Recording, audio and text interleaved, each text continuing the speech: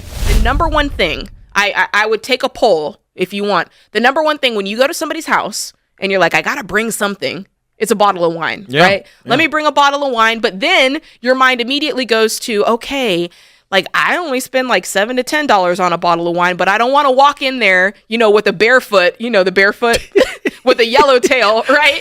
So do I need to spend $30? And honestly, can they really tell the difference? Can you tell the difference, Ken, between I don't know. I think it's an expensive let's bottle? find out. It's about time. This is a $30 bottle of wine that was brought to me in my home. All right, I'm not going to. So when you pour it, I don't want to look. I feel I'm going to look this way. So, because I want to be able to figure out if Which I one can is which? tell. Yeah, Okay. because if I see you pour it, then I'm cheating. So this is it's a $30 bottle of wine that somebody brought me compared to my favorite bottle of wine, which is $9.99. Okay? You're kidding me. $9.99. Really? It's my favorite. It's called Apothic Red. Now, Ken. Oh, yeah, okay. Have you poured it? Yes. Okay. Drink the first one. I know which is which. Taste it. I always have to do the sound effect. Kills the guys in the booth. That's pretty good. That's pretty good. Okay. Okay. What's the I second need one? to. No. You're not wiping it. You're washing it down already. I was going to eat something. Okay, here we go. That's a different portion. Now, this one is much smoother, without question. Which one did I pick? You don't know? You picked my favorite. I picked the $10 wine? You picked the $10 wine. I'm not kidding you. You picked the $10 wine over the folks $30 are watching wine. It. I have no idea. Wow, okay. So if you're looking for a good one. A little one, disappointed in my palate. $10, Apothic Red. Okay, I'm going to hold on to these two over here for the commercial break. So I'll put those right over here. The reason it's better is because it's a blend. So if you're going to get a cheaper bottle of red, go for the blend. Don't go like a Cabernet or a $9.99. $9.99. By the way, I want to add a little value to this because you're the budget queen. I would take Jade's bottle and I would show up with pride to the party and just present it and say, this is one of my favorite wines. It's a blend. Say a little something about it. They don't know it's $10 unless they look it up. I love it. All right, let's try it with the white. I got to turn the other way. All right. Now, I do think that there's a little bit more I'm not a big white leeway wine guy, with the folks. white wine kind of deal. Why? So, Ken, I just... All right, I can't see what you're doing. All right, here's the first one. All right, now, what am I choosing between? These are Pinot Grigios. Okay. That's very refreshing. I like that. Now try the next one. By the way, one of these is a $38 bottle of wine. I think it's $38. It's my favorite, Poulet Fusé. I like the flavor of the second one better. Okay, flavor of the second one better. In this case, you did pick the $30 wine. Oh, but right. is it truly, Ken? No. A $25 difference or a $20 difference? I would tell you no. So would you be okay if somebody brought this? Yeah. This cupcake wine? How much is this wine, guys? I have a picture here. This cupcake wine is... Oh boy, it's cheap. It's $9.99, I think. $9.99. Yeah, there wasn't that. There's not a big difference. There was not a big difference. Now, so let's be honest. Admittedly, I'm not a Pinot guy. If you're truly concerned about this, what I suggest, just get a bottle of that. Martinelli's. It's non-alcoholic. It's that apple cranberry sparkling juice. Am I trying that next? No, but the point is there's no expectation. When it's that, it's like, okay, I know what it is. You drop some cranberries in it. It's sparkly. It's still festive. And it's like under $5. So if you're unsure what wine to bring the non-alcoholic kind. Martinelli's, it's great. The sparkling apple cranberry. Then there's no stigma attached. I'm trying to stay on focus, so we need to go to the next one. This $10 wine is fantastic. Now, I feel like my advice is going to be better in the next hour. Listen, I didn't have any. You're hogging it all.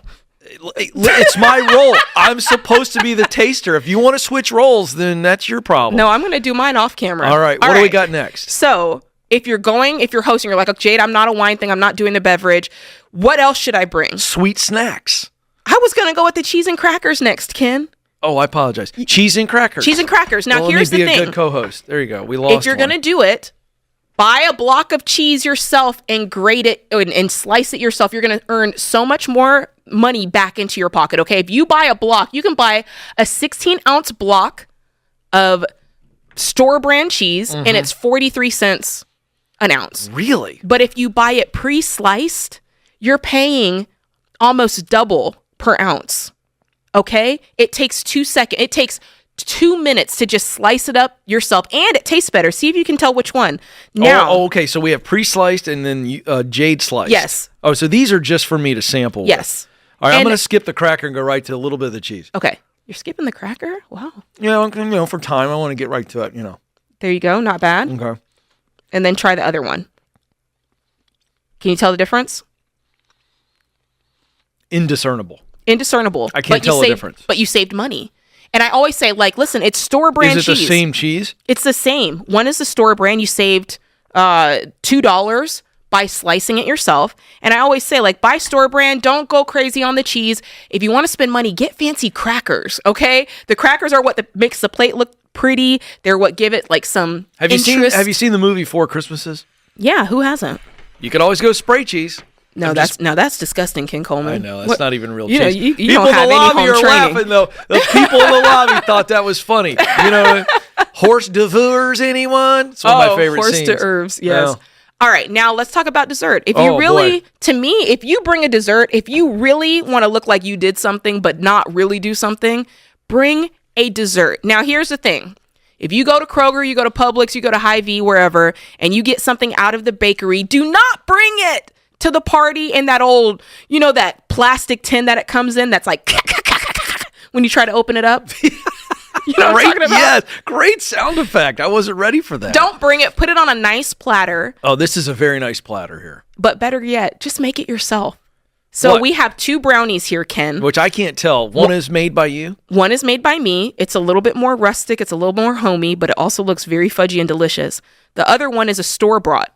And by the way, I was able to make brownies at home for $2 cheaper than buying them. And I got more out of it, okay? The store-bought ones, I spent Very exciting.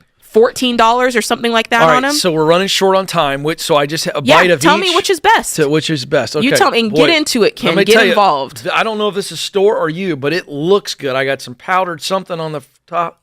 Get into it. Oh Lord. Oh, that's unbelievable. I don't have enough time. James, you have to come in here and help me. Now try that old crusty one over there, and you tell me which one. I think she gave it away. It's light brown. I will tell you, the one I just had, it's very moist. It's Thank you. fantastic. I Listen, don't absolutely give love me it. a light brown brownie. What's wrong with you guys at Publix? It's Yeah. not the same. It's not even close. Whatever you got in there, that was very fudgy. It had moisture in it. In the Okay. sense, this is dry.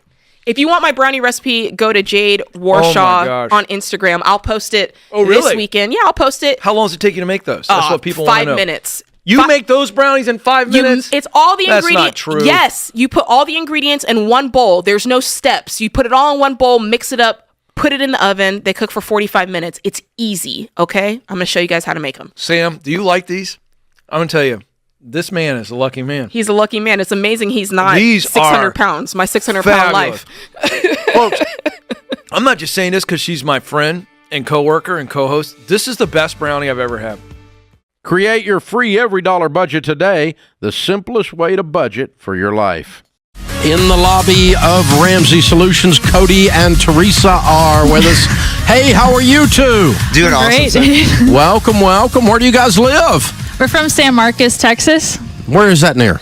That's near Austin, about 30 minutes south of Austin. Ah, okay. Very nice. So did you fly in or drive in? We drove. That's a bit of a haul. That's probably, what, 12, 14 hours? Exactly. Yes, sir. Yeah. Yeah, wow, man. A friend of mine just is from West Texas, and he just was telling me the other night he drove out there to his mother's house. Took him 16 hours. It's unbelievable. Wow, that's a lot of driving. Yes, sir. No small accomplishment. Well, welcome. Good to have you guys. And how much debt have you two paid off? About 59,000. All right. And how long did that take? Took us about 18 months. Good for you. And your range of income? Starting out at about 55,000 and around 75,000. Good for you. What do y'all do for a living? I'm a teacher. And I deliver pizzas. Thanks for the recommendation. And I also work in the schools as well. Okay, cool. And what grade do you teach, Teresa? 10th grade, chemistry. Oh, nice. That's good stuff there. I love it. Very good. Cool. So what kind of debt was the $59,000? Our debt was starting with my car and her car. I had a brand new Hyundai Veloster 2015. the leather, blue stripe, everything. Starting out was $26,000, and she had a brand new Kia Soul as well. That was $20,000, and then we have a newborn son, Malik, which y'all see later. We had some medical bills from him, costing around $11,000. Okay. So, did you sell any cars, or did you just pay them off? Oh, we sold. You sold them both? Well, we sold Cody's car and then paid mine off. Okay, cool. So, what are you driving now, Cody? I'm driving a 2004 Mazda Protege that I bought from her dad for $500. Hey, there you go, man. Now you're driving like no one else. Later, you'll be able to drive like no one else. You'll get a nice car again. Yes, You're on sir. your way, man. Soon enough. You're underway. How old are you two? I'm 25. 26. All right, and you are debt-free. Yes, sir. Yes, sir. Among your friends, aren't you weird?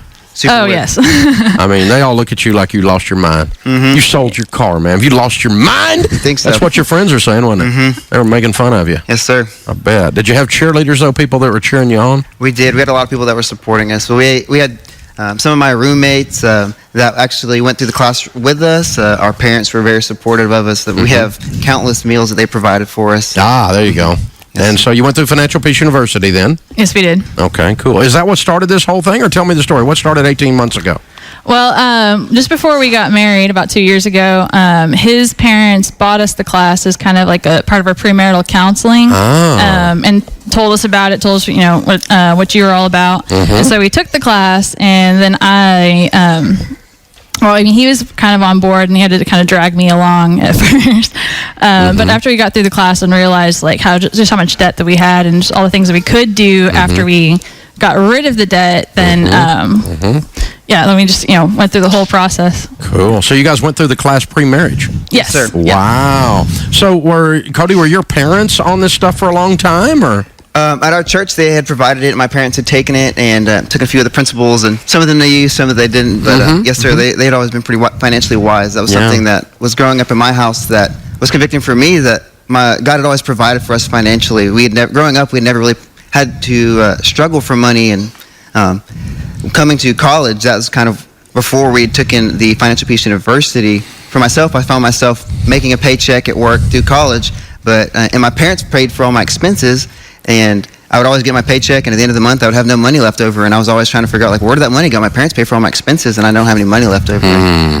But my parents were. So you grew up kind of knowing how to do this stuff, and so it was easier for you to jump in. And then, Teresa, you got in the class, and that's what made you be able to plug in then. Yeah, up until that point, money had just kind of been a very scary topic for me. I didn't grow up with my family didn't have a whole lot of money or manage it very well, and so that's most people. Yeah. Yes. And so all through college, like I would get a paycheck, and then same thing, kind of just wonder where it all went, and every month was just a crisis. Like, how am I going to pay rent and buy groceries? And while we were dating, I was, the first of the month, I was almost always crying or having to ask my parents for money, and it was just terrifying to think about when you it. grow up around a lot of financial stress, where there's yelling and there's fights over money, and people are freaked out and they're worried and wringing their hands over money all the time, money becomes a real fearful topic. When you Yes, just sir. say money, you want to go in the corner and suck your thumb. I mean, it's terrifying. Yes, sir. And that's one of the reasons we ended up calling it financial peace all those years ago, because very few people have peace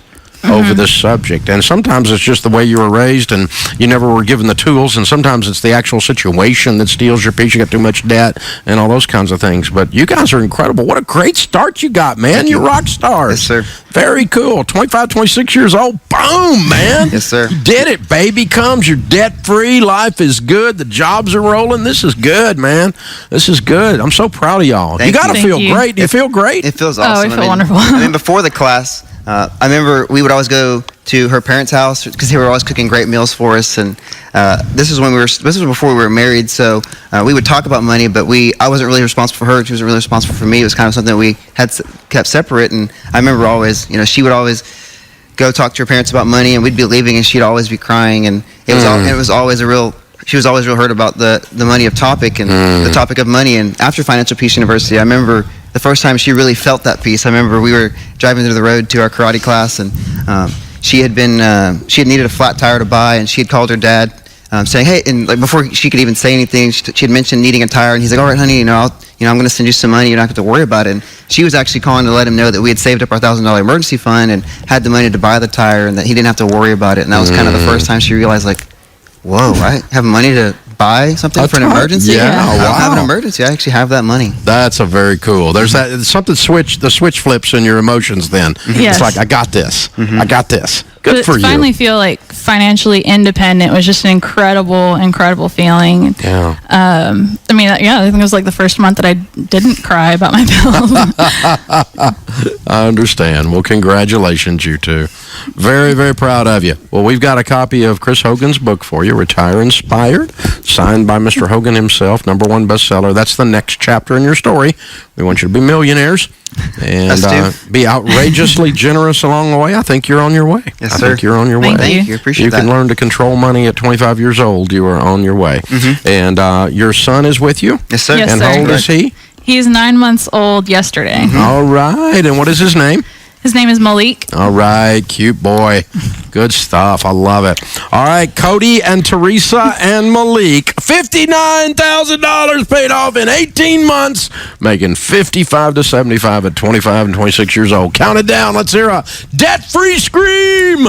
3, 2, 1. We're debt free!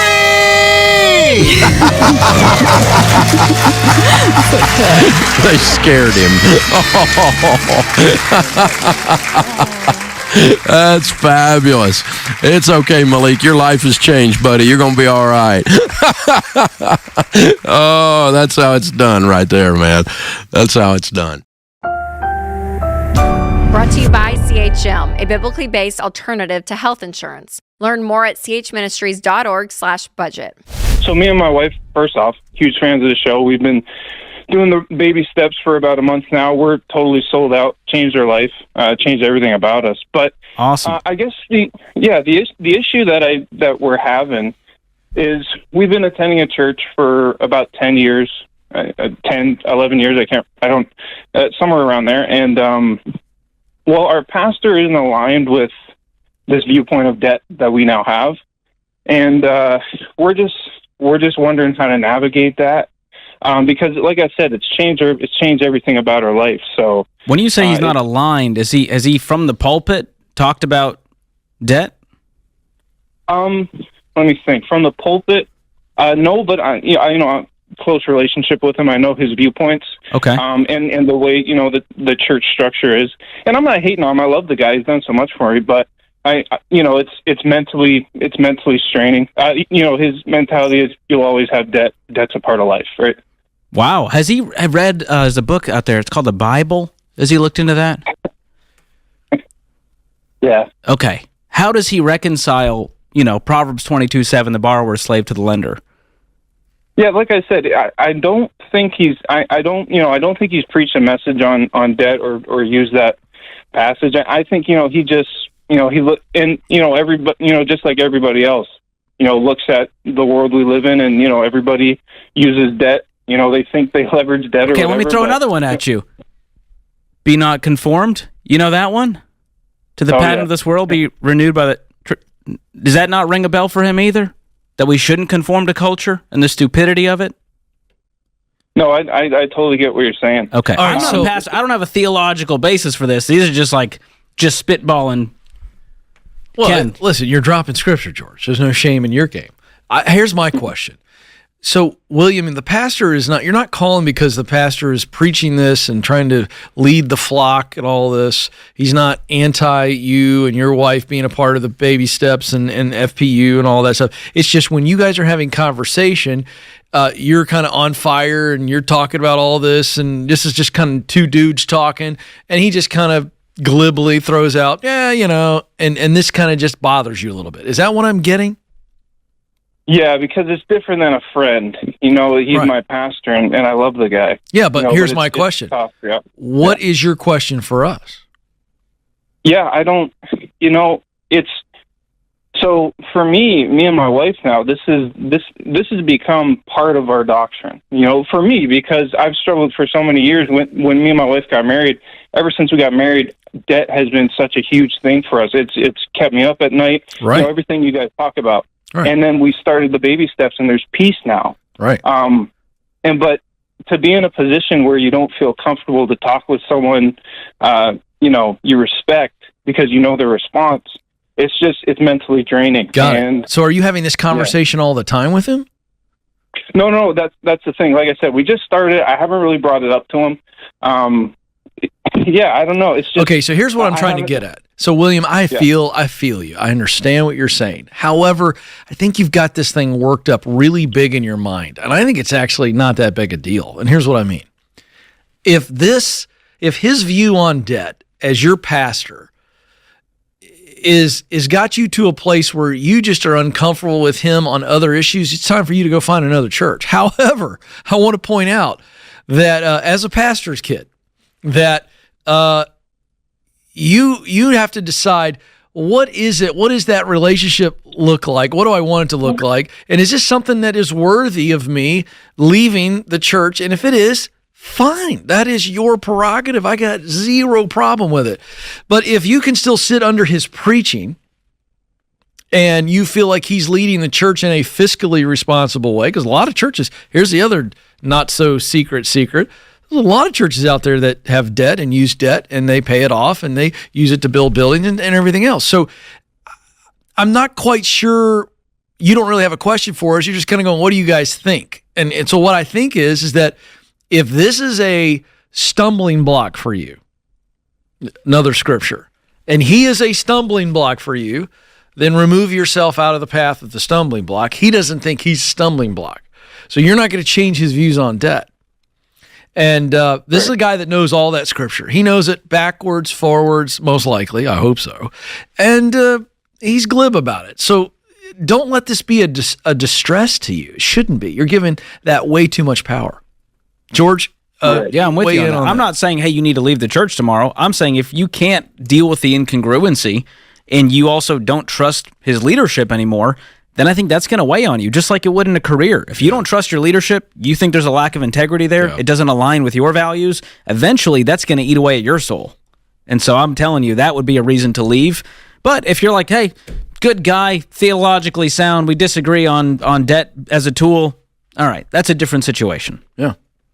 But there's a piece of this, Ken. And my church, we inherited, there was a church merger. They inherited $7 million of debt. Yeah. And they looked up and said, we're giving $1 million in interest to lenders every single year. Yeah.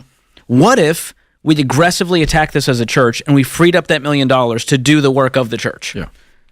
And that's exactly what they did. Yeah. And now they're able to fund ministries and new projects, and they're building, centers for recovery, and they have a whole ministry for single parents to fund car repairs and furnish cars for them. That's the kind of stuff you can do when you're debt free, instead of, we got to make payments, so that's what your tithes are going to, kids. Yeah. And this is a relational issue, and I want to hang out here for just a second, George, because I think this is important, and I think I want to help William as best we can. But I have very good friends, George. I mean, very good friends. I love being with these friends. But we don't agree on some stuff. I mean, like the kind of stuff that's like big stuff. And if we were to constantly talk about that, it would create a real tension. But I have found we don't need to talk about it. Because here's what I know. They have thought and decided a long time ago, this is what they think about this particular issue. This is their worldview on this issue. That's right. So have I. And I'm not changing it. And neither are they. Everybody's aware. We didn't sit down and have this conversation the way I'm laying it out, but we just kind of know that. You know what? There's sort of an unspoken boundary there. We kind of know where we are, and because we value being around each other, we just steer clear of that particular topic. And the relationship is one of my favorite friends. So I just got to tell you, I appreciate William, but there's this crusader mentality. We have it here in the building. And when people's lives are changed by the baby steps in this philosophy, you want to share that good news. It's the same as somebody coming to faith. Maybe they were an agnostic or an atheist, and their life is transformed literally by this good news. And what do they want to do? They want to share it everywhere. Why don't you get this? Why don't you get this? And not everybody gets the baby steps. Not everybody thinks it even matters. And it feels like this is the so it's this real weird deal for William, and a lot of us when we are so passionate and convicted about something, that has transformed us. So here's the deal. Not everybody's going to get it. And that's not up to you. Yep. Well, you just gave me a light bulb moment. I think William should lead a Financial Peace University class in the church. Start a groundswell movement of people going, hey, we became debt-free in our personal life. What's going on with the church? What if we could become debt-free as a church? What could we do? And the pastor's probably not going to be against that. The pastor just goes, my personal life, I don't mind carrying this, and I don't mind this. And, I get it. It's a tough situation. But you don't have to lose relationships over some of this stuff, is my point. Do you? I mean, do you? It's hard enough to live your life. Trying to live someone else's? I don't know. So, anyway, food for thought. Thanks, William, for the call. You're a good man. CHM isn't health insurance. It's a health cost-sharing ministry. Check it out for yourself at chministries.org/budget. Brought to you by the EveryDollar app. Start budgeting for free today. I just have a question about the advantages of renting long-term, like 15, 30 years, instead of a mortgage. I'm not really interested in building wealth long-term. I'm more, I guess, interested in like a quality of life now and not taking up my time with house repairs or my money with house repairs, but just kind of having a life that's different through renting. And I'm not so interested in the building wealth. How old are you? I'm 40, and my wife is also 40. And she's also not interested in building wealth?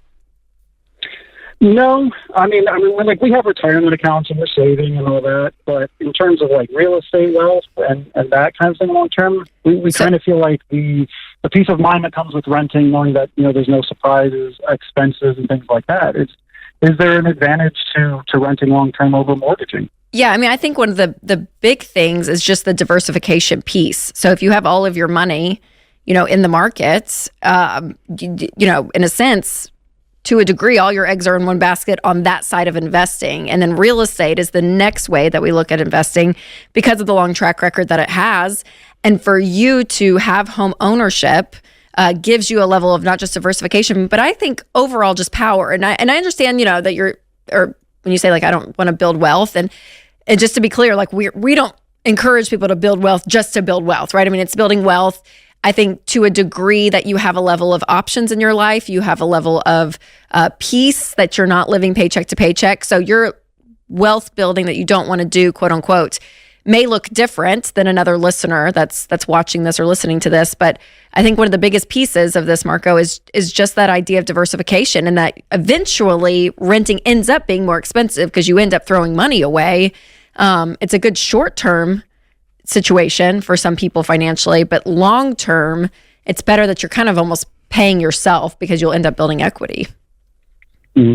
So I hear a lot that obviously housing market prices are not coming down. So when you say it's better to rent short term and then buy long term, the longer every day you wait, prices are going up. So how long realistically would you rent before trying to actually buy something? I would wait till I'm in a position where you're in a position, regardless of what the market's doing, that you're in a position to buy. So for us, our parameters that we have is to say, yeah, we would love for you to have at least 5% down for a down payment on a 15-year fixed rate mortgage, and that your mortgage is no more than 25% of your take-home pay. So it's a quarter of your income. So that way you have 75% of your money that you're making going to things like investing, like you're doing for retirement, and to be able to enjoy your life like you want to do. Gotcha. That makes sense. And Marco, you guys' help. Yeah, the big piece here is we're not saying get a mortgage and hang on to it for the rest of your life. The goal is to pay this off. Yeah. And what that does is it lowers your expenses when you go to retire. The problem is if you keep renting, rent could be double what it is by the time you retire, and you're stuck with that expense for the rest of your days. And so I wouldn't be as worried about maintenance and repairs as I would be about the increasing cost of rent. And instead, I'd rather see you get the mortgage, get rid of it, get rid of that fixed expense to where you're only paying property taxes and insurance. Because right now you're paying that already through your rent to the landlord. They're covering their costs through your rent. And so the key is when you're an owner, you own that asset, that home will appreciate, it becomes part of your legacy. And regardless of if you want to build wealth or not, that's fine. That's a different discussion. I think it's wise financially in the long term to own a piece of real estate. Yeah, because Marco, if this is encouragement to you too, people that do the baby steps, Baby step 2 is get out of all consumer debt but your house. And people do that on average anywhere from 18 to 24 months on average. And then when we see baby step 6, which is paying your house off early, people are paying it off in 7 to 9 years on average. So to George's point, you'd only have a mortgage if you're doing all of this stuff, maybe for 10 years, not 30 years, like a 30-year mortgage says. Do you have any debt, Marco? No, my wife and I are debt free, and and we have a couple of retirement accounts. So I guess what you're saying is that long-term owning a house isn't just about wealth creation, although that definitely is a piece of it. It's also about future expense reduction, which would be, rent would be a big piece of that. And when you're not paying rent when you're retired, it's a lot more comfortable of a life than having a more paying rent when you are retired. Exactly. And you don't need as much in retirement, because if you have rent to pay for the rest of your life, you need a lot bigger nest egg. And so there's a nice trade-off there when you go, all right, I'm not going to have a mortgage payment. And at the same time, we want you investing 15% until that mortgage is paid off. Then you can increase that. So how much are you investing right now? Right now, we're right at about 15%. Okay. Of our household income. So and do you have money in savings? 401k. Yes, we have about 6 to 7 months of expenses in savings. Good. And then I have a 401k through work and 2 Roth IRAs. Okay, you guys are doing great. And you're at the step where I would say, now that you have all of the foundation laid out, let's start to get that down payment. And I don't know what the housing market's like in the Greenville, South Carolina area. I imagine it's pretty hopping. But I'd begin to go, all right, let's get in the game. And that might even be a condo or townhome, and maybe eventually a single-family home. Get something reasonable under the parameters Rachel said, and get that mortgage paid off as soon as possible. Okay, that sounds like a great plan. Thank you so much for the call. Great question. And I want to call out to all the renters out there, Rachel, that renting is not a sin. It's not a waste of money. There's such a hot debate on either side. Yes. There's people saying, you should always rent. It makes so much more sense. You don't have all the liabilities. You're more flexible, and that's all true. And the homeowners are saying, stop renting. It's wasting money. And we hear this from the older generations to the younger generations, and they're going, yeah, I'd love to own a house. It's just impossible right now. It's just so expensive, I want to be the referee, flag on the play, and go, everyone's right and everyone's wrong. That's right. Settle down. Yes. Yeah. And renting's a great option for a season of your life, right? While you're getting yourself in a financial position to go and buy. Because, let's be honest, when you buy a home, for most people, it is the largest financial investment that you make. It's the largest purchase you make. It's so much. And so you want to be making sure that this is wise, that you've done it really well.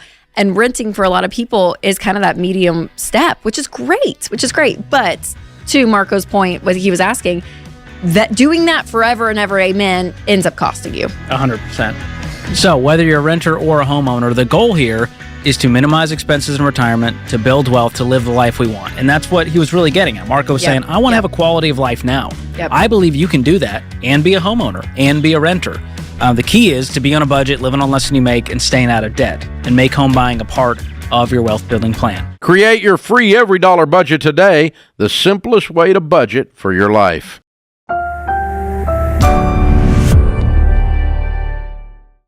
All right, next is Daniel in Phoenix. Daniel, how can we help? Hi there. Thanks for taking the call. You bet. I had a question about credit cards. So, first of all, my wife and I got on the baby steps, kind of dragged our feet, did it our own way, but when we got on the baby steps, we paid off the debt pretty quick, so we're pretty much debt-free. We rent, but like I said, debt-free. The one question I would have about credit card usage, though, is for my employer, I routinely need to make purchases, and then I turn in an expense report and get it reimbursed. So I'm agriculture director at a small private school. A lot of the stuff's just, odds and ends, plumbing parts. I could do that with my debit card, but occasionally I do need to do some larger purchases, and we just don't have enough really saved up to do that right now. So what would be your thoughts on credit card usage of that kind of situation? I would have the school. Maybe another plan of attack. I would have poor the planning school. on their part. Yeah, they need to pick that stuff up. And if they want to do it by credit, they need to give you a credit card of theirs. You don't need to be carrying a personal credit card for this. It's not your responsibility.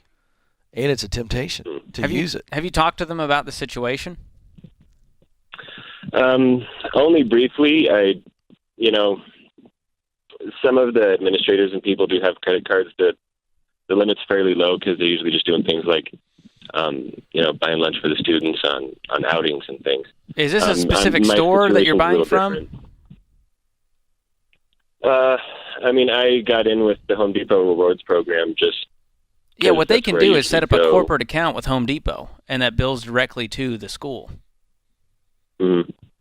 Now, the other thing is, I'm buying like greenhouses and things of that nature. It's like a $5,000-$6,000 Yeah, purchase. this is a legitimate. Yeah, but it Some of doesn't them matter. will invoice us. Doesn't matter. You keep coming up with reasons why you need this credit card. And I'm Okay, telling you, yeah. it's the school. If they're reimbursing you, then this is silly for you to have to carry this personally. Have you thought about the Okay. risk? Yeah, that's one of the reasons that I've been thinking What happens if about you it buy a and wanted to ask you $5,000 guys. greenhouse and God forbid something awful happen, and the school, something crazy happens, and then you're stuck. Yeah, that's true. Yeah, I know. Yeah, what we do here at Ramsey is if you are in that kind of senior leadership, you would be issued a company debit card that you would use for those purchases. It wouldn't be expected for Ken to take that out of his checking account and then hopefully get reimbursed later. That's just bad business. So I'd have a conversation with them and say, listen, I'm not comfortable with this. I don't have the money to make these big purchases, and I don't want to go into debt for this. So we have to figure out another solution. And either they make a corporate account that bills straight to them, they issue you a debit card, or they give you the petty cash to go purchase it in cash. So there's options. Okay. Got I'll it? just probably sit down with my business manager and talk about those options then. Yes, and again, you lead with the fact that you don't feel comfortable assuming personal risk. That's your language. But can I be honest with you, Daniel? I don't think that you are leaning towards doing this. I think this makes mental sense to you, but you're like, okay. Can you be honest with us? Are you benefiting from the rewards if you buy this $5,000 greenhouse? I do. Yes, that's true, but that's I realize how minimal that is. So At 1% cash back. Yeah.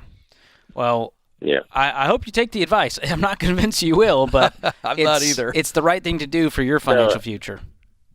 No, it totally makes sense. I kind of hadn't thought of it completely in the wording that you guys were using, so I appreciate that. Yeah, I mean, honestly, we're not trying to be, use scare tactics, but this really is risky, George. Yeah, I don't like that. I mean, these are big purchases. Oh, my word. And to your point, if he's having to get, agricultural things, there's local supply companies that would set up, some type of purchase situation with the school. The school has a bank account. I know. They are a business. I know. It's a private school. I don't like it. I think it's laziness on the part of the school. Yeah. They're like, oh, go do it. We'll just figure it out. We'll figure it out. Send us the receipts. Yeah. Yeah, I don't like that at all. Yeah. You can. And here's the deal. Talk about the temptation factor, right? Because of the points and all of the other things. So you're sitting at your house one night, and here comes the commercial, and whoever the latest celebrity is, what's in your wallet? Jennifer Garner? Is that who it is? Yeah, Capital One. She's always there's talking that. There's always something there where they're telling you to get your miles, double this, reward that, and the temptation is, well, I can put it on my card. I'll get a free vacation at the end of the year. right. And so I'm going, hey, they're asking me to buy all these supplies. I'll keep doing it. No. And if you're a business owner, please don't do that to your team. Yeah. It's uncomfortable, puts them at risk, and I don't want to work for someone like that, truthfully.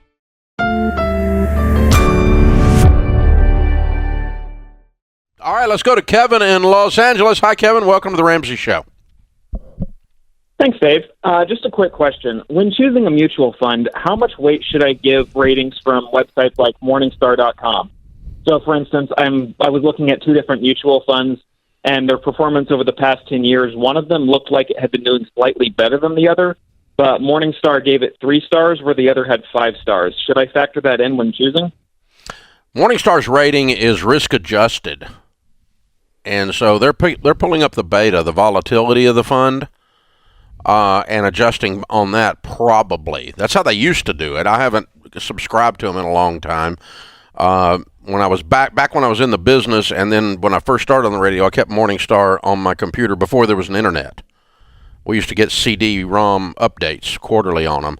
And so they're an old rating system. They've been rating mutual funds a long time. But if I remember correctly, they're risk-adjusted, and that may explain it. If you'll go pull what's called the beta is the statistical measure of risk. And you'll probably find that 3-star has a higher beta, that to get to a slightly better rate of return, it went through higher peaks and lower valleys. Does that make sense to you? Yeah, that does make sense. I'm guessing, but I'll bet you that's what you find. yeah, it looked like the other things that were factoring in were things like how often the fund manager shifted and stuff like that. So, like, not just volatility in the market of the fund, but like the volatility of the management of the fund. That like would they would look at that as well. That does make sense. So it could be that in addition to the beta. Now, here's the thing: if you're looking at fund volatility based on management, there's more and more of the funds have gone to a team management style rather than a singular rock star manager. That way they're not as dependent on that one guy for their future returns. In other words, if you had a history of 10 years of great returns and it was a rock star manager model, not a team model managing it, and the rock star guy leaves, well, the track record kind of leaves with him, right? But if you've got a team model and 2 of the 15 people running the fund that are the brains causing the return to happen over the last 10 years leave, well, you probably can say that history is probably valid for projecting into the future, common sense-wise anyway.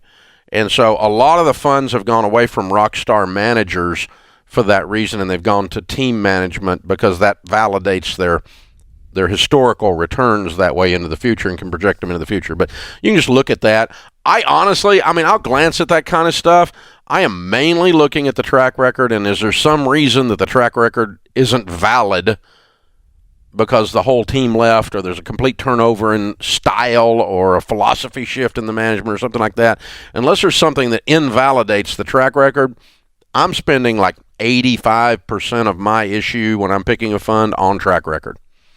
I'll look at the volatility, I'll look at the other stuff, I'll look at the expense ratios, I'll look at all the other stuff, but it's a very small percentage of how much time I spend on that kind of thing. And Kevin, I'll tell you one other thing. The fact that you're asking these questions means you're going to win. And let me give you the reason why. There's a group of actuarial nerds that studies retirement stuff, and it's like 17 initials. I can't remember the name of it, but I was looking at one of their studies not long ago, and they found that 78% of the predictive reason for someone becoming wealthy using an investment is savings rate. Now, let me translate that. What that means is 78% of the way you can predict whether someone makes a bunch of money in an investment is if they actually invest. That's what that means. No. How expensive was that study? Jeez. And the point being, though, that this group of nerds figured out that, this nuanced stuff of a beta or an expense ratio or team versus rock star doesn't matter. Put money into a retirement account. If you just will freaking do it, you're just like going to win, okay? I mean, compared to the people who overanalyze and don't do anything, right? And so you don't get caught up in paralysis of the analysis, Kevin. Get her done, baby. That's the moral of the story. So I spend a certain amount of time in looking at this stuff, and if one of them starts tanking on me, I may move it, but I'm just putting it in there. Yeah. When in doubt, swing the bat, or you ain't gonna hit the ball. This is like rock. It was just the funniest thing I ever read, because people in the business, they all get mad at Dave Ramsey because he's too primitive and he doesn't actually understand, doesn't have the intellect to grasp all of the nuances of the investing world. Yeah, obviously I don't. But the truth is, 78% has to do with whether you actually did it. I saw that the other day. Someone was asking some fitness people, "What's the best workout? What's the best workout?" And finally, one guy snapped and said, "Any one that you will do. That's the best one. The one you don't quit Just doing. Just keep doing it. The one that you don't quit doing. Get in the game." Yeah. This is some genius advice we're doling out here, man.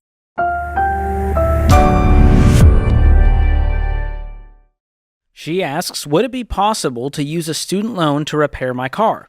My car is paid off. I bought it cash, but it has major engine problems, and I was told by the mechanic it would cost nearly $3,000 to $4,000 to fix it with another engine. I will need a way to get to school and eventually work very soon. So, will taking out a federal student loan suffice? I do understand that you can use student loans for vehicle operation and maintenance since it falls under the transportation category. I just don't know what to do. Oof. George. This is a dicey one. So technically, when you take a student loan out, they're not monitoring what you do with that student loan. It sounds like she's saying she's going to take out a new student loan in order to do this, which is one of the worst types of loans you could take out because, number one, high interest rates, and number two, you can't even discharge them. Right. That's really scary. Well, and what's crazy is this is a really common thing right now because you can take out student loans for your cost of living. And I mean, that can be kind of squishy, right? Because what counts as cost of living? A vehicle repair? A lot of people end up shopping. I mean, there's a lot you can take out student loans for, sadly. And we hear all the time from people who did that. And now 10 years later, they're still paying on that loan and they are stressed out. Yeah. And the student loan companies, they don't care about you, meaning they don't care what you do with that money because as long as they're getting that interest, they're happy. Right. So they're not going to sit there monitoring what you do with it. Well, and they're preying on vulnerable people, right? Like college students college students. That's a great example. Right. We were all broke in college, at least most of us. And so to be able to have this pot of money where it's like, hey, do you need this? It's tempting. It's really tempting. So I would not do the student loan. We are not going into debt for this, but here's what we can do. We can do more homework. I'm getting a second opinion from another trustworthy mechanic to actually see, is this a $3,000 repair? Now, I don't know how much money you have in the bank. I don't know. You said you're working very soon. Is there things you can sell? Do you have family that might be able to help out? Can you borrow a car? We've got to get creative. But as long as debt is off the table, then we can actually come up with some different ideas. But the solution here is not let's go take out a student loan to get back on the road.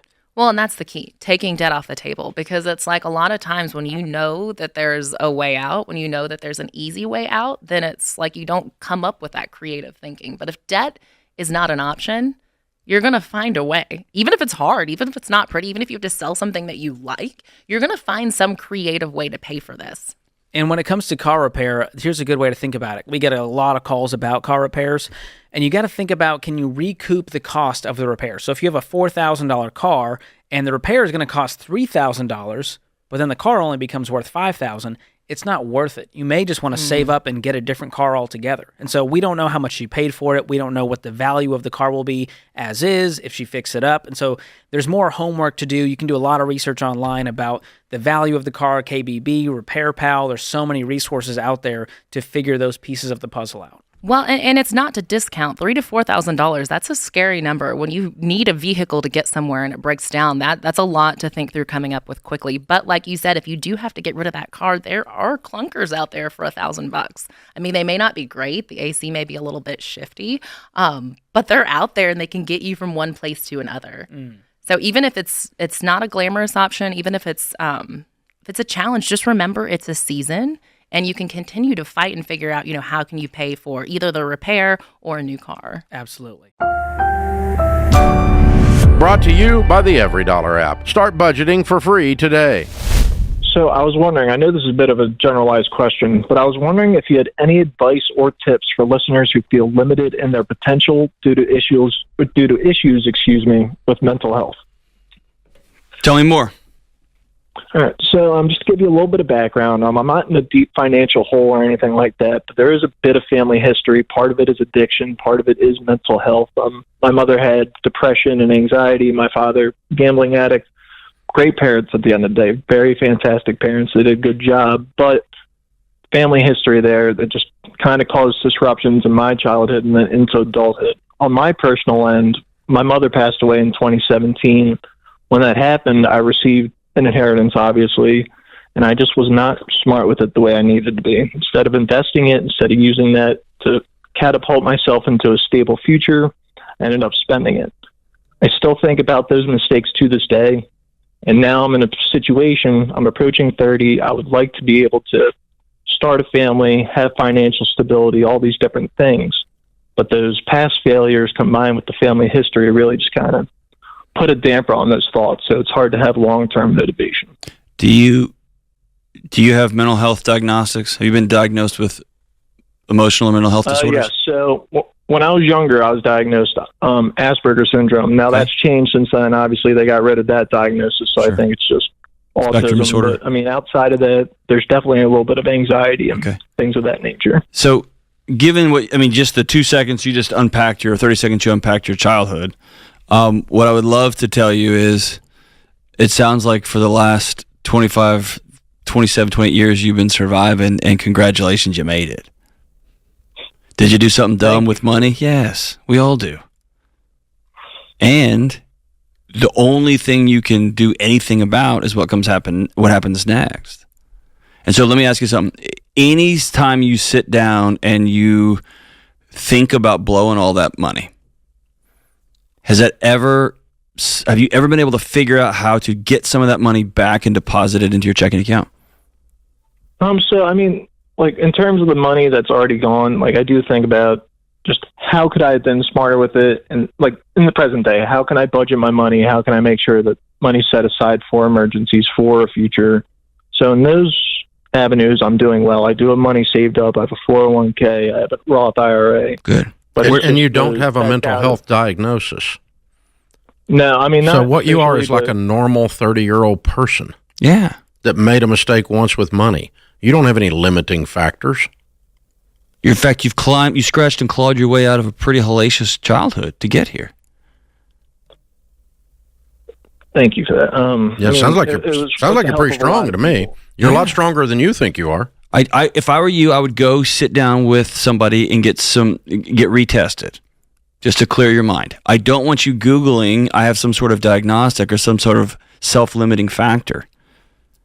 And there's not, John, correct me if I'm wrong, but I'm not aware of any environmental, but no physical inherited.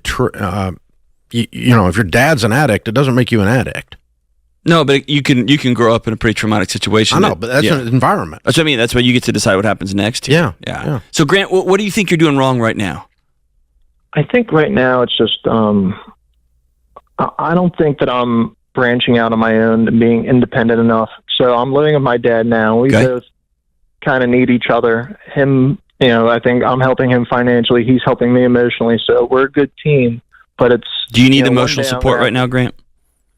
Not through a therapist. I've tried those in the past. I'm just a little, I don't want to say cynical, but doubtful maybe. It's just like a little tough to kind of. Okay, so if you don't want to How does your addict father support you as a 30-year-old emotionally? Well, emotionally, it's just that, as you could tell just from this brief phone call, there's a lot of self-doubt there, and he does try to be as encouraging as possible. This time a year ago, I was originally an operations manager for a shipping company, and I did really well. And just, some wear and tear emotionally, physically, I ended up losing that job, and that really rocked my confidence. He ended up being the person there that just got me through that. He got you through, or he said, I believe in you and you can do it. And by the way, I need you to pay the electric bill and the light bill. Can I borrow $100? Yeah, it wasn't the electric bill necessarily. So the original plan when I moved in with him was. Hold on. We're gonna get all sideways. Here's the deal. I don't understand what you're asking. How can I help? Because here's the deal. You don't want professional help because you're cynical of it. You don't want to get re-diagnosed but you do want to diagnose yourself. You don't want to get away from some of this toxic behavior that you grew up with, yet you want to live with your dad. You want to be secure with money as a 30-year-old, yet you still feel compelled to fund his life. All these are choices you're allowed to make. You're a grown adult. But I'm trying to walk you through each one of them and saying where they're not in alignment with what you're telling me you want your life to look like. And so how can I help? Absolutely. How can I help? I think it's just, I guess, how can I branch away and become independent? Move away. Get a job and move away. Branch away and become independent. Get a one-bedroom apartment and say, Dad, in 2 months I'm going to be out here on my own because it's time for me to be a 30-year-old man all by myself. And by the way, confidence doesn't come from someone saying, I believe in you. Confidence comes from actually accomplishing something. That's right. And yes, it's a muscle that's built. We need people to pick us up when we fall, and that's awesome. And then we got to go take the next step. Yeah, that's confidence. That's where you get confidence. I want you to go get some quick wins. Get some wins that make you feel good. That make you say, "I did this. I accomplished something. I accomplished something. I rented an apartment. I got 4 jobs. I piled up some cash. I work a lot. I'm good with people." And start to build some confidence around these things, because you've set your identity up as the child of a depressed mother and an addict father, and destined to follow in their tracks. And you are not destined to follow in their tracks. You are destined to make a choice as to whether you will follow in their tracks. And you can't say, I need some help, I want some guidance, but I don't want to take help and I don't want to take guidance. Those two things are incompatible together. So either you have the courage and the humility to say, I don't know how to do what comes next. I'm going to go sit down with a professional. I'm going to go talk to an investment professional. I'm going to go talk to a mental health professional.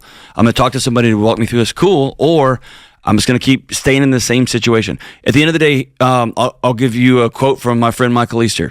Do something. Do something that is different from the situation you're in right now. Otherwise, everything will stay the same, except it will degrade. It will slowly decompose underneath you. Yeah, those continuing to do the same thing over and over again and expecting a different result is the definition of insanity. Yeah. That's what the 12-steppers say, and they're quoting Edison when they said that, so, or Einstein, one of the two, I can't remember which, but either one. So, yeah, it's,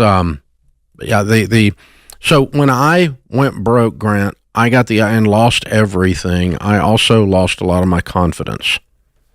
And I'm a brand new dad and a husband, and I'm obviously lousy at all of it because the water and the electricity got cut off in the house that my children lived in.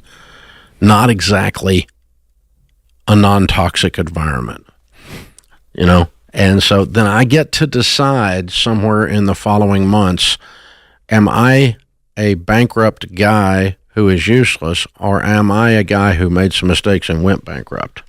Those are two different sets of identities. And I had to make that decision consciously as an act of my will. And by the way, my parents went bankrupt when I was a kid. So does that mean it's always destined for my children then to go bankrupt? Is this like a DNA thing? Well, crap, no. You get to choose what happens next. You get to choose not to do the stupid stuff that causes bankruptcy. And so, you know, in the following 35 years, I've become a multi-millionaire choosing not to do the stupid stuff that caused me to file bankruptcy.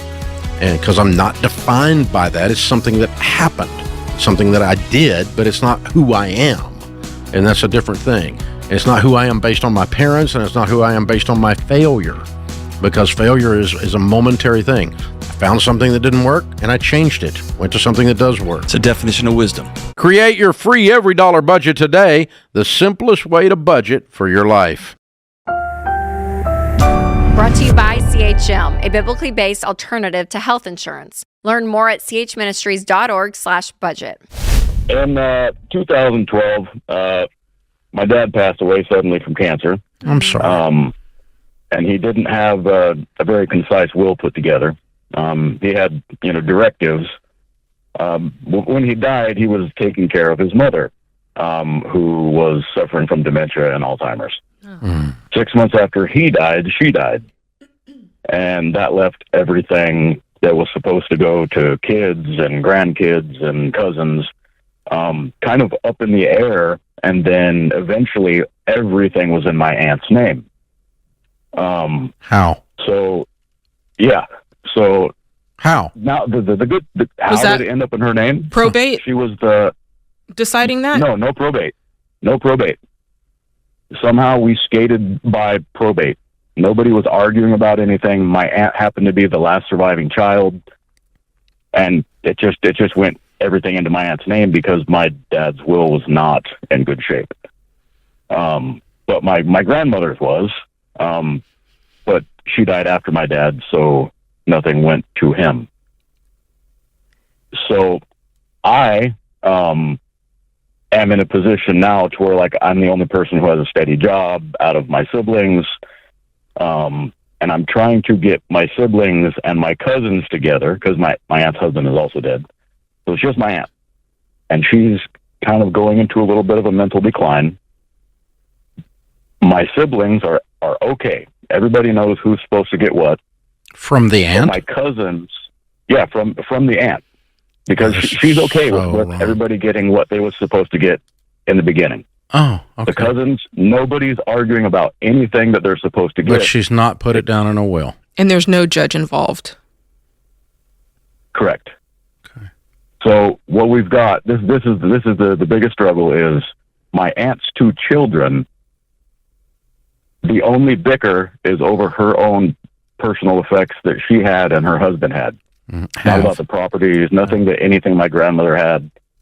Okay. They're fighting over those things, and it's making it difficult for any of the rest of us to get a regular will set up. Okay. Well, what's the value of all this all stuff? of this, if you had to guess? Okay, so I'm collecting rent on 2 homes. There's no mortgages. Everything's paid for. There's no mortgages. I'm collecting rent on 2 together. They're about $375. And those are to become yours? Yeah. Okay. All right. If I were in your shoes, have you sat down in person and talked to your aunt and asked her to do a will? Yes, I have. And what did she say? She is reluctant to go along with it unless her 2 kids agree on what is supposed to be divided. That was my aunt's and her husband's. Do either of her kids have, you said she's got mental decline, do either of them have like power of attorney, or is that on track to start at any point? Okay. Are the two houses that you have, are they in your name or your aunt's name? Everything's in the aunt's name. You're going to lose those. Okay? If your aunt does not leave them to you or deed them to you prior to your death, you're going to lose them because you do not have any standing in this family anymore. She has confiscated all the assets into her name. Her assets, if there is no will go to her children. You're going to lose these houses. And that's my struggle. No, you are. I mean, there's not a question if you don't get this done. This is a $400,000 problem for you and your brother and your sister. So if I'm you and your brother and your sister, I'm going to grab my cousins and put them in a headlock and go, all right, you twerps, we need to get this straightened out because I'm not letting you take these houses. Y'all need to get over there with your mama and get this written down. That's what we're struggling to do. Do you have any suggestions and how to speak to them in such a manner? Because headlocks won't work. They're a bunch of hillbillies. So yeah, we all are actually. But you know how that goes. I mean, I just sit down with them and go, okay, do you think it's fair that I lose these properties because you won't sit down with your mom and get this other stuff worked out? I don't think that's fair. Okay. And the other thing you could do is you could go to your aunt and ask her to quit claim deed the properties to you. Okay, so if that was to occur, would there be some sort of net gain tax? Oh yeah. She'll have a gift tax on them. Well, she could actually, but she could avoid it by doing a unified estate tax planning document. But it's easier to just do a will. Okay. But I can, there's a thing. Write this down: unified estate tax. Okay. If the estate tax is still in place, and the GOP is currently looking at doing away with it on the federal level, but if that's still in place, you can use up some of her estate tax exemptions against her gift tax. So she would not have gift tax if she files that document. But I've got a feeling this bunch of people doesn't file documents. They just kind of make up whatever they want to do and think it works. So, and that's how it's been. Yeah, that's their problem, though. They have the gift tax, not you. So I'm going to go over there and say, Auntie, here's two quit claim deeds. I need you to sign these so the properties are in my name. Okay. That's the easiest, cleanest thing you can do here. And your brothers and sisters do the same thing. Because I'm afraid, because otherwise this is going to go to your kids, and that's not fair. I need you to sign them right now. I'm not getting up from this table until you sign these. Because they were supposed to go to my dad, and they're supposed to go to me, and you know that. And I need you to sign these and put these properties in my name. That's a one-page document, a quit claim deed. Go see an attorney, have that drawn up for each property, and then have a notary notarize them, and then you file them at the courthouse, and the property is then in your name. It's over. Now, she technically would be due gift tax on that, and she can avoid that within 12 months of her signing that over to you if she files under the Unified Estate Tax Credit Program. But I got a feeling this lady's not doing any of that. Mm. She doesn't. This is a lady. She's never had a job.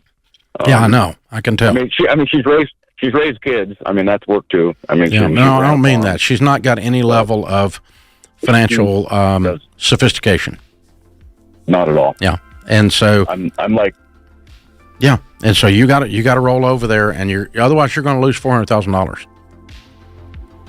That's the problem here, folks. In America, everybody needs a will. Hello. Everybody needs a will. If you got a simple estate, go to mamabearlegalforms.com. It's very inexpensive. You can have it done by morning, If you got a complicated estate, sit down with an estate planning attorney. But everybody needs a will. It's not fair to the people. You look at what his dad and his grandmother have done to him by screwing around and not writing this stuff down. That's wrong, y'all. You need to take care of your family better than that. CHM isn't health insurance. It's a health cost-sharing ministry. Check it out for yourself at chministries.org/budget. Brought to you by the EveryDollar app. Start budgeting for free today. I have an article on my desk that is honestly pretty crazy. It was an email before it was sitting here on the desk, and I looked at the email earlier today, and it said, "Garbage deals. Dealership puts customers in cars with $3,000 a month car payments." That's wickety, wickety, wickety whack. Like, that's crazy. That's nuts. Okay, it says, a New York Fed survey published earlier this week indicated that in the fourth quarter of 2023, auto loan delinquencies reached levels not seen since right after the Great Recession more than a decade ago. So we're hitting historical numbers here. It says delinquency transaction rates have pushed past pre-pandemic levels.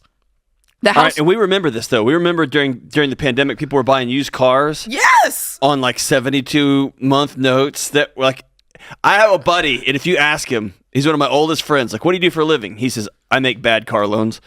And even he said, dude, these loans people are asking for are absolute madness. I am just, I'm really shocked. And they're coming home to roost now, but then it's getting worse. It's getting worse, man. Wow. It says an Edmund report from last year showed the percentage of drivers with plus $1,000 monthly payments jumped to an all-time high. The reason is that the average amount financed for a new vehicle is around $40,000. Folks are putting $40,000 cars. That's the average. Hold on, 17% of Americans. Yeah. That's crazy. Have $1,000 monthly car payment. Yeah. Listen, John. Golly! Look, John, a while back, we It's insane! And that's for one car. $1,000! That's just one car. Most households are a 2-car household. Okay, that is groceries. It's a lot. And eating out. Or a car that at the most, you drive for what, 2 hours? Maybe. And it sits in your driveway or your garage or your parking lot where you work. The parking garage. Folks can't even see it because it's dark in there. And they're $1,000. I should have read this more closely before I looked at this. Yeah, it's nuts. So he says this episode is sponsored by Preparation H because I got the hemorrhoids, James. $1,000. All right, it gets worse. It goes down. Listen, he says this leads us to 2 posts that were made by a certain Instagram handle. It says they shared what appeared to be an auto dealer sharing several images online of new customers financing vehicles with payments that are as much as monthly mortgage payments. So in other words, these people are in this Instagram post and they're excited about the fact, like, you know, God came through and I got me my deal, you know, and it's always that too. Like, yes. Man, God heard my prayer. Yeah, it was a blessing. And now I have a $2,550 monthly payment. It says one person purchased a 2023, it's on the screen. One person purchased a 2023 Tahoe with a $2,550 a month payment on an 84-month term. That's almost a decade. That's a depreciating asset. It will be... Oh my gosh. Another person, that was just one guy, another person bought a 2023 Sierra. Oh my gosh. $2,500 Denali. Oh, with a $3,000 a month payment. And he was locked in to a 96-month. Look, there's the prayer hands. Why do they gotta put, listen. And look me in my eye. God didn't have nothing to do with that. You did that. That is not a blessing. Gosh. Hey, can we just say, Tahoe? I would love to have a Tahoe. A brand new Sierra Denali. I love that car. And I can't imagine signing up for a 96-month term. And here's the thing, John. On a depreciating asset. I can't even get into the people that would sign for this. Like the guys in the photos or whoever. Their level of financial literacy is clearly very, very low. and they need shows like The Ramsey Show. Yeah. But whoever sold them this, I have questions about your integrity and who you are as a person. And you need King Coleman because you are not doing work that matters. You're doing work that causes pain. I mean, this is horrible.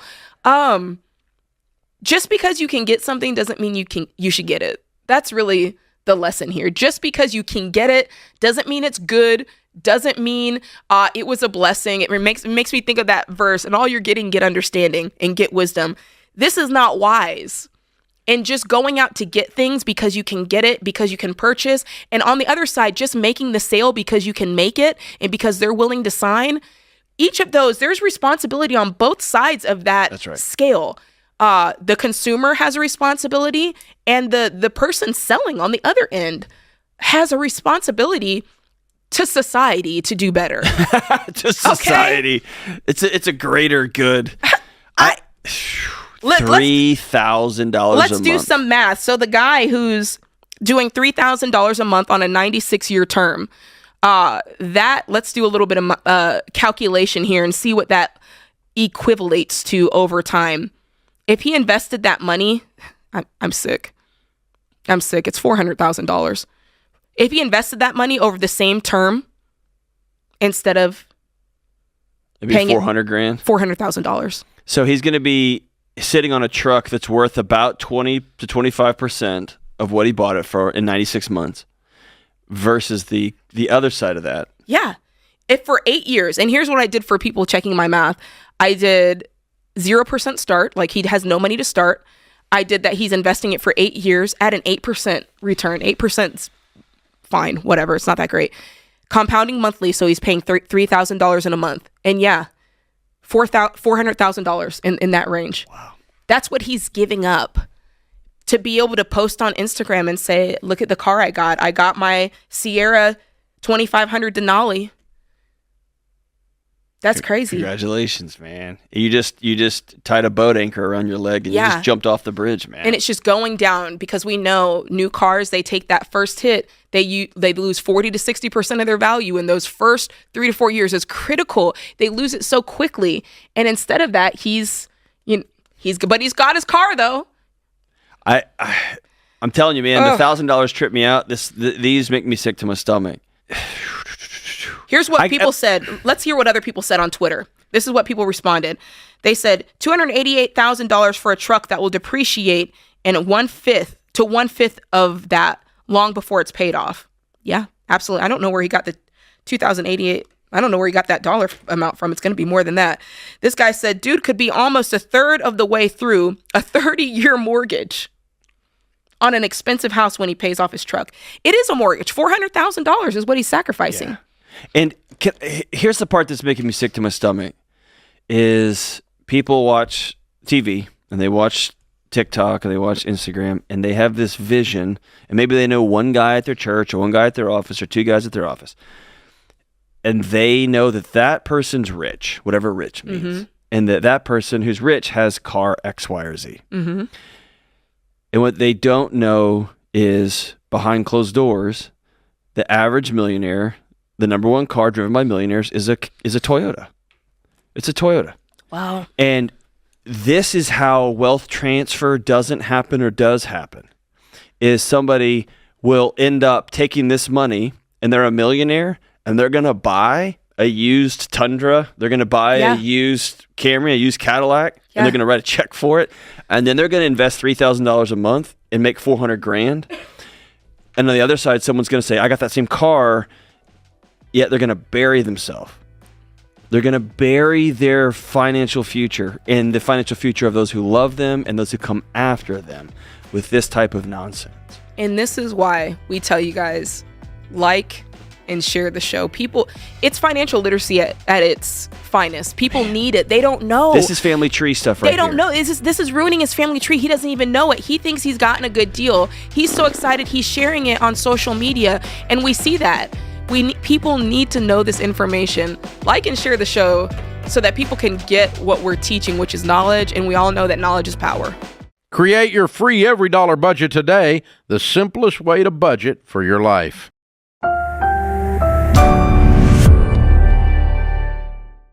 Sue is in Chicago. Hi, Sue. How are you? I'm doing great. Thank you for taking my call. Sure. What's up? My husband is 62 and I'm 58. We've been married 38 years. We have no debt, and our net worth is a little over $1 million. 200,000 of that is in real estate, 800,000 in stocks and bonds. In 1997, we were raising 4 little boys, and my husband went through leukemia and a bone marrow transplant. Ooh. And so the only life insurance we could get was a whole life, and it was a $600,000 policy. Dave and Rachel, we put in, since 1997, $10,000 a year into this policy.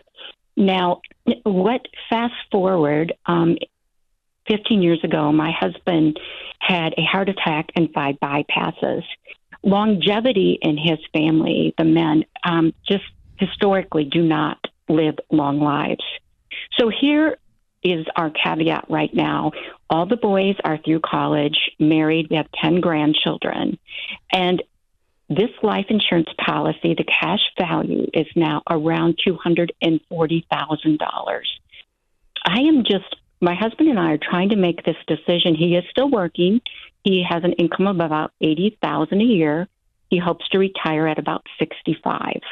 My income a year after COVID, I'm a Christian motivational speaker, so my income dropped from about $50,000 a year to now $20,000.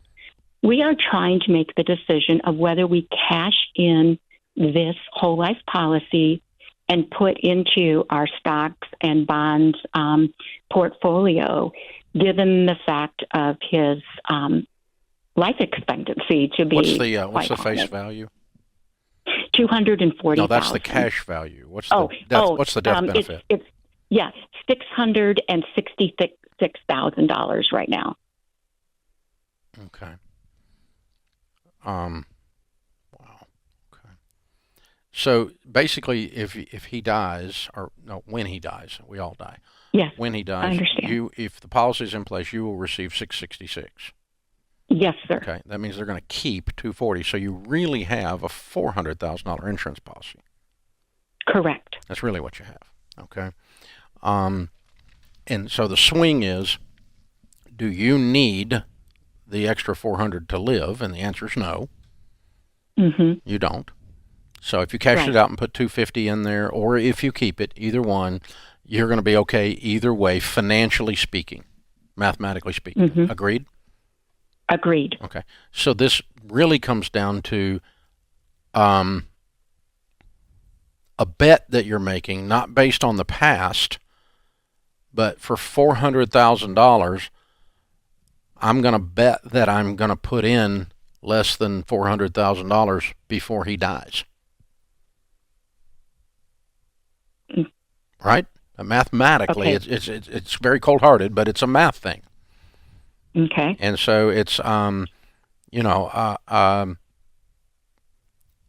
what's the... Like, could she save another 400? Still no, I'm saying she's paying for a $400,000 life insurance policy, in essence. They are paying. Okay. And if he dies before you put 400 into it, if you put 300 into it, you gained by 100. Mm-hmm. Right? And that's the math. Good, and is it currently, and it will be forever, $10,000? Yes, and that's been our first. Since we got it, we fund that first, and then our employee matching, and then our Roths. That's been our. Yeah. Well, that would not be my order of priority, but if we're just making bets at $10,000 into $400,000, that's 40 years, is it not? Yes, it is. So if you're just placing bets on the math, you're going to keep it. Okay. It's a crappy product. I probably would have dropped it 15 years ago or 10 years ago and saved that money and quit then. And I hate it. I think it's a horrible product. But at this stage, what it's come down to is if you're going to get 666 upon his death, which is a weird number, by the way, but yeah, it is. It is. But if you're going to get that upon his death, then and they're going to keep 240 of yours. That's 426 difference. Then he's got to live 42 years before you don't come out ahead. If I'm doing my math right, am I doing something wrong? I mean, 400 divided by 10 is 40, isn't it? Yes. Yeah. Yes. And so 420 divided by 10 is 42 years. He's 62, so he's got to make it to 104. Probably not happening. I mean, I'm probably not making it to 104, and I got longevity in my family, so, you know. Right. But, And she comes out better ahead doing that versus cashing it all out, taking that $250 and putting it in an investment. Yeah, I mean, that's a very simplistic way of doing it, okay? If we want to get one more level of sophistication, we could say the present value of that money. Right. In other words, were you to invest $10,000 a year, how long before, at an 11% rate of return in your stocks and bonds, what the market has returned, how long before you'd get to 400,000? I don't have that off the top of my head, but it's probably still 20 years. Right.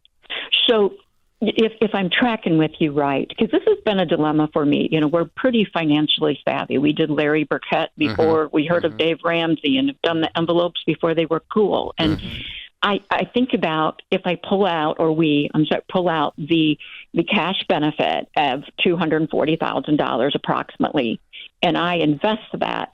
Plus, I'm freed up $10,000 a year to also invest. You're right. Your equation is more complete than mine. You're right. You're exactly right. It kind of swings this pendulum the other way. Well, you got to get to if you do that, you got to get to 666, but you'd get there with the 250 you'd get there in invested. 6 years. Exactly. You know what? You got me. You got me. You didn't need me. I needed you. Okay. Oh, yeah, you're exactly right. You're exactly right. I left a variable out of that. Oh, wow, that was dumb. Okay, you got it. You're exactly right. Good. No, you're exactly right. So what I would do is run the sit down with your investment advisor and run the calculation. If you invest at your current rates of return on your investments, $250 plus $10,000, and how quick do you get to 666? That's the equation. And if it's at 11%, I think you're there in about 5 or 6 years is what I think it's going to come out. I'm doing that in my head, but I'm not far off. So yeah, I am going to cash it out. Good, I feel better because I hate those dadgum things. I know. I was having trouble keeping it. Yeah. So you can take his job. Yeah, Sue, Christian motivational speaker. Yeah, you can. We have need for you. You also do math. Brought to you by Yrefy. Refinance your defaulted private student loans today at yrefy.com/Ramsey. Today's question comes from Kurt in Florida. I'm a 30-year-old business professional making 6 figures with a car payment and a mortgage. I bought a home in Florida mainly for my mom, who now lives with me.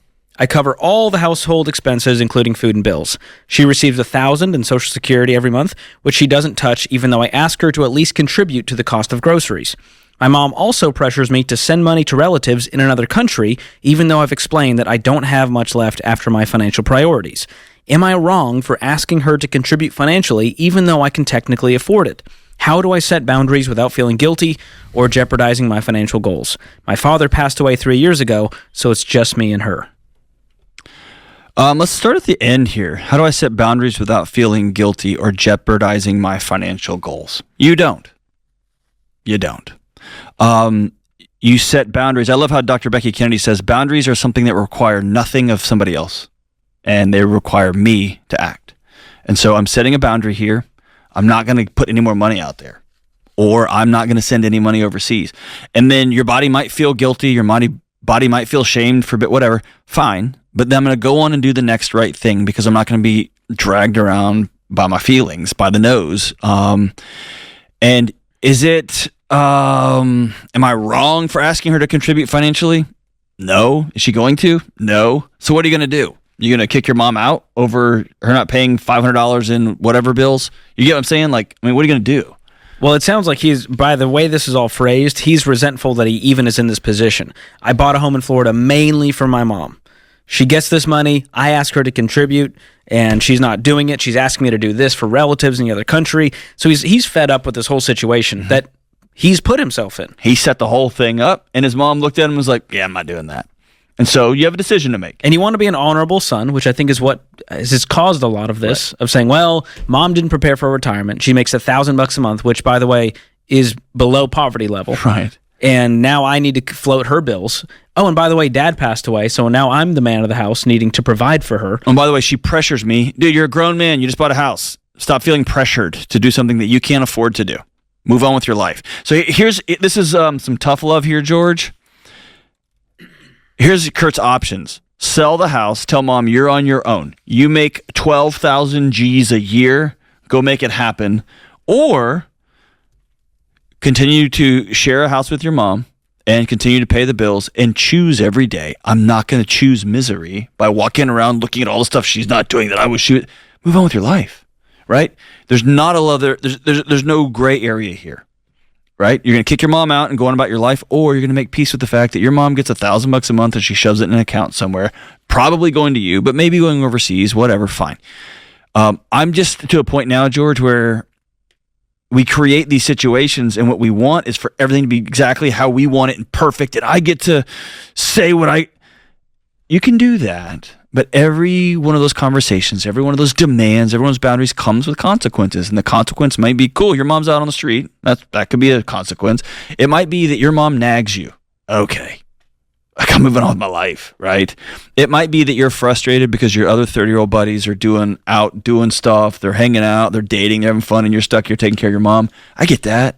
That sucks, man. That's hard. And what an amazing place to be that you get to help and take care of your mom, right? You get to do that. And maybe you got to sell your car instead of having a car payment. And you make 6 figures, and you wanted to drive a Lexus, but all I can afford is a Camry, because I'm a guy who gets to take care of his mom because I make 6 figures. Like, what a blessing. Move on with your life. Yeah. Just stop the all the time. I'm thinking about, if you get rid of this car payment, that's kind of like what Mom would have given you for groceries. So you can kind of create that income for yourself by getting rid of this car that you couldn't afford. And choose to not be miserable. Choose freedom. Choose as my it. friend Dr. John Deloney says. That guy's usually wrong, but on that one, I think he's right. Choose freedom. You're taking care of your mom. What a blessing. What a blessing. It was backstage at a John Maxwell event I was speaking at, and the other speaker you may have never heard of, his name's Deion Sanders. Heard of him. Talk about feeling one of my top 3 favorite Deons. Talk about feeling good about yourself, and then he walks back and says, he's keynoting after you, right? So Deion walks back there, and he was just having a conversation with somebody, and he said the phrase, "I'm so blessed that I'm in a position that I get to take care of my mom." And I remember thinking, what an amazing perspective shift. I have to take care of my parents. I get to. Amazing, right? And so you can choose that way of seeing the world, or you can choose that the whole world's out to get me, and my mom is blowing her $1,000 by sending it to other people in other countries who may need it too, right? So I'm just not going to choose misery anymore. Well, my favorite part of this question is the fact that he referenced himself as a business professional. I've just never heard that in real life, and I appreciate that, Kurt. I'm going to refer to myself as a business professional. I think you qualify for a business professional, or as they say in the biz, a BP. Why Refi refinances delinquent private student loans for struggling borrowers. Learn more at yrefy.com/Ramsey. Thank you for joining us, America. We're so glad you are with us. Anthony is with us in Yakima, Washington. Hi, Anthony. How are you? I'm doing well. How about yourself, Dave? Better than I deserve, sir. How can I help? So, I got a little dilemma. I'm 22 years old. I got not scammed, but I did one of those real estate seminars and ended up getting approved for credit cards and used that to pay it off. It's about $25,000 in those credit cards for that real estate training program. At the same year, I opened up my own insurance agency. You paid $25,000 for a real estate training program? Yes, I did, Dave. With who? Well, it was Andrew Cordo's NARI event. Okay. Ouch. Yeah, okay. So I mean that's. And so that's to train you to do. That was supposed to train you to do what? To learn how to wholesale properties and flip and buy homes. Okay. All right. And so you have $25,000 on your credit cards from that. So it was $25,000 for just the real estate program. Then I had to go through C Capital, who financed it for me, and I had to give them another $3,000 to be able to provide me with funding for those cards. And they were supposed to be interest-free cards, and the plan was to make those pay that $25,000 off in before the year was up, but it's been over a year, so now I'm paying interest on all those cards. Okay. I'm curious, at any point in that process, did you not think that was high? Yes, I thought about it the whole time, but I don't know. I said, I'm already broke. I can't get more broke, but apparently I was. Yeah, you can. You just did. You got 25,000 more broke. Oh, yeah, my Lord. Okay, so what do you do for a living today? I'm an insurance agent. Okay, so you did open your insurance company. Correct. Okay, and are you making money? Well, I am, but I mean, most of it goes to bills. Most of it goes to those expenses. So you're not making much money?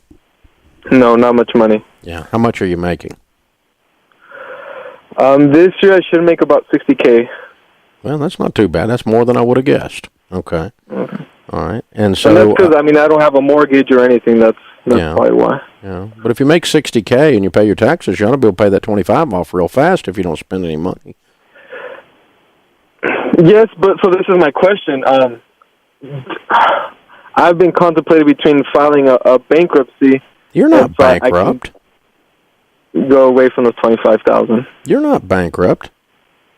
Where is your $60,000 going? Well, my staff. I have a part-time gal that works for me, and then I have to loans that. Okay, you broke up after I heard part-time guy. I didn't hear what you said. Okay, I have a part-time gal that works for me. I have a car payment. I also have my student loans. Mm-hmm. How much do you owe on your car? On my car, about $17,000. And how much do you owe on your student loan? $10,000. Mm-hmm.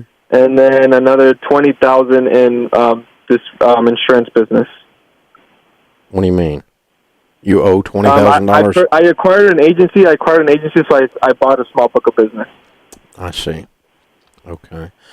I don't know if you can afford a guy part-time working for you unless you start making more money. Mm-hmm. I don't think you can afford him right now, and you probably need to sell your car and move down in car dramatically. But the only way you would file bankruptcy is if you give up your car, you give up the insurance agency, and you wipe everything clean but the student loans. It would be the only way you file bankruptcy. But I don't think that's what needs to happen here. I think you need to work your way out of this. I think you need to double your number of hours that you're working, and you really need to turn on the steam and pour out the calls. If you've gone from 0 to 60,000 pretty quick here at 22 years old, I think you can kick this on up. So let's work our butts off and get this on up to 70, 80, 90, and throwing all of it at these debts, and I think you can clear these debts up then. You're going to have no life for a little while, but you've done a couple of really stupid things in a row, like 3 of them. You bought a car you couldn't afford, you bought an insurance agency you couldn't afford, and you got ripped off with an insurance class. And all of that totals almost $100,000 at 22 years old. Mm-hmm. So it's going to take you a little while to dig out. But if you dig out and end up with this insurance agency, this book of business clear, and you don't owe anything on it, you don't owe anything on your car, and you don't owe anything on these credit cards, you pay off your student loans, dude, you're going to be sitting pretty. But that means you're going to work the next 2 to 3 years with no life, and you're going to work like an angry madman getting after it and clean this mess up. And that's really what needs to happen here. And then, if you don't want to stay in the insurance business, you will have built that book of business up, and you'll be able to sell it for a substantial profit. There's possibility you could work with the guy you're working with and hand him that book of business back if you had a different career track and get out of that $20,000 worth of debt if you wanted to. That would be another way of clearing some debt. But, you got a $60,000 income, which is no slouch income for 22. That's not bad. You're spending it all out. So you need to get on a written budget, and you need to increase your income, and you need to decide if you're going to stay in the insurance business. And if you are, then let's just turn it up. Just turn up the heat, and let's get this mess cleaned up. Hey guys, thanks for watching. If you enjoyed this video, click the subscribe button to get the latest content and check out these other great clips from the show.